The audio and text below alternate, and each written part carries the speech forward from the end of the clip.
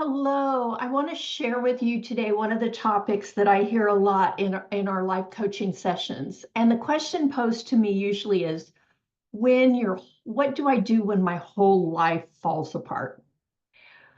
I have clients that ask me, what do I do? And I ask them, could you please describe for me what constitutes a life falling apart? There are so many answers that I receive, but most often the ones that I receive are my spouse or partner has left me, my child has died, I've lost all my money and am now financially in debt. I was fired from my job, my parents are aging and I'm their caregiver, or I have received news that I have a medical condition that is terminal. Those are just a few. This is by no means an exhaustive list of what has happened and what happenings occur when we consider our life falling apart. But I think you kind of get the idea of what I'm going for. We live our life trying to avoid all of the above list of items in our list, and we believe that somehow if we avoid them, that we are blessed, lucky, or even godly. Of the list of items for me, the absolute worst would be if my son was ill or passed away. Other people may have other deeper fears on other items. Unfortunately, we live in a society of good versus bad. You must be good if you have avoided those items of pain, and you must have been bad if you experienced any of those items. I want to first of all tell you that you are not good, nor are you bad. Our deepest fears come from fear of loss or fear of lack of control. If you experience loss financially or a loss of life, there is very little initial control that you have over that. There's also the fear of pain and the fear of loss. This is kind of a silly story, but hopefully it will get the point across. I always share this with clients about the fortune cookie. When I was a little girl, my grandparents and my parents, my sister and I always went out to lunch after church on Sunday morning. My grandmother was the nicest and kindest person that you would ever want to meet.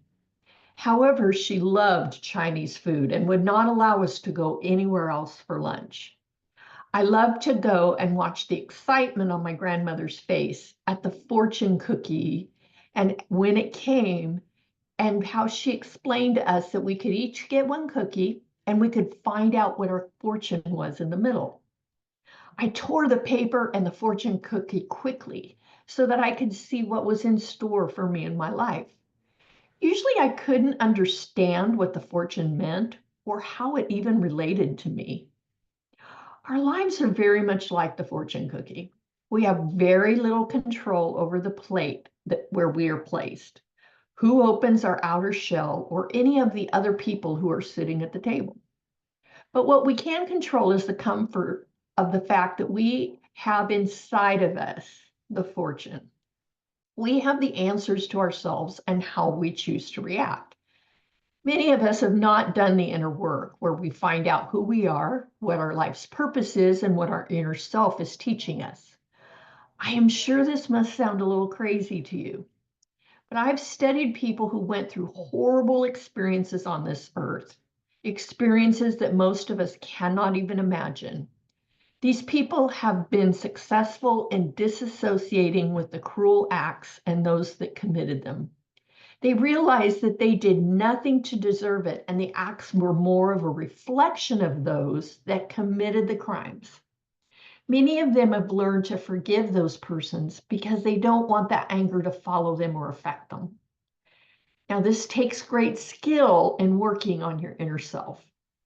What if each of us faced the worst outside occurrences and found the inner strength to love ourselves, find our purpose, and show love and light in a spiritual sense?